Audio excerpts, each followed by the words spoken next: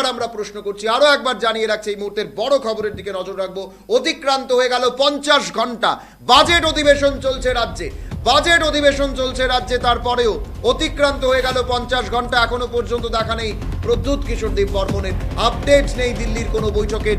রাজ্যে ফিরে এসেছেন মুখ্যমন্ত্রী, কিন্তু ফিরে আসেননি প্রদ্যুৎ কিশোর দেববর্মন। কি করছেন, কি বৈঠক হচ্ছে, কার সঙ্গে বৈঠক হচ্ছেন, মুখ্যমন্ত্রীকে ছাড়াই কি তাহলে বৈঠক হচ্ছে? একাধিক প্রশ্ন কিন্তু উঠছে। কোথায় রয়েছেন প্রদ্যুৎ কিশোর দেববর্মন, কাদের সঙ্গে বৈঠক করছেন, কার সঙ্গে বৈঠক হলো, এখনো পর্যন্ত কোনো আপডেট নেই। কোনো আপডেটের দিকে কিন্তু এখনো নজর রাখছি না। আরো একবার আপনাদেরকে জানিয়ে রাখছি, এখনো কি অনশন করছেন প্রদ্যুৎ, প্রশ্ন করছেন প্রত্যেকে। এখনো কি অনশন চলছে, প্রশ্ন করছেন সকলে। কোথায় রয়েছেন প্রদ্যুৎ কিশোর দেববর্মন? মথার অনশন মঞ্চের সামনে এখনো প্রচুর সমর্থকরা অপেক্ষা করছেন, অপেক্ষায় রয়েছেন।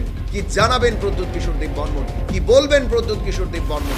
কারণ প্রশ্ন হচ্ছে এখানেই, আরো একবার আপনাদেরকে জানিয়ে রাখছি, 50 ঘন্টা অতিক্রান্ত হয়ে গেছে এখনো পর্যন্ত সেই অনশন মঞ্চ থেকে যাওয়ার পরে। 50 ঘন্টা অতিক্রান্ত হওয়ার পরেও এখনো পর্যন্ত কিন্তু কোনো আপডেট নেই। কোথায় কি বৈঠক হচ্ছে, কাদের সঙ্গে আলোচনা হচ্ছে, কি আলোচনা হচ্ছে, তা নিয়ে কিন্তু এখনো কোনো আমাদের কাছে বার্তা এসে পৌঁছয়নি। শুধু একটাই বার্তা প্রদ্যুৎ কিশোর দেববর্মন গতকাল আমাদের খবরের জেরে তিনি করেছেন যে ধৈর্য ধরুন, খবর আসবে নিশ্চয়ই, ধৈর্য ধরতে বলেছেন। কিন্তু প্রশ্ন হচ্ছে, অনশন মঞ্চের সামনে যারা সমর্থকরা রয়েছেন, আর কত ধৈর্য তারা ধরবেন, আর কত ধৈর্য ধরে তারা সেখানে অনশনের মঞ্চে তারা থাকবেন? প্রশ্ন হচ্ছে, এখনো অনশন কি প্রদ্যুৎ জারি রেখেছেন? অনশন কি এখনো চলছে? 50 ঘন্টা ধরে কি তিনি অনশন করছেন? আমাদের খবরের স্বার্থে রাজ্যের মানুষ জানতে চাইছে, প্রত্যেকেই জানতে চাইছে, আমরাও জানতে চাইছি, অনশন কি এখনো চলছে? মথার মঞ্চ এখনো কিন্তু রয়েছে সেখানে হাতায় কতরে, এখনো হাতায় কতরে বহু কর্মী সমর্থকরা রয়েছেন, বহু কর্মী সমর্থকরা সেখানে ভিড় জমিয়ে এখনো রয়েছেন। কিন্তু প্রশ্ন একটাই উঠছে, প্রশ্ন একটাই সকলের মনে জানতে ইচ্ছে করছে, যে এখনো কি প্রদ্যুৎ কিশোর দেববর্মন হাতায় কতরে যারা কর্মী সমর্থকরা রয়েছেন তাদের উদ্দেশ্যে কেন বার্তা দিচ্ছেন না, কেন বলছেন না বৈঠক কতদূর এগোলো?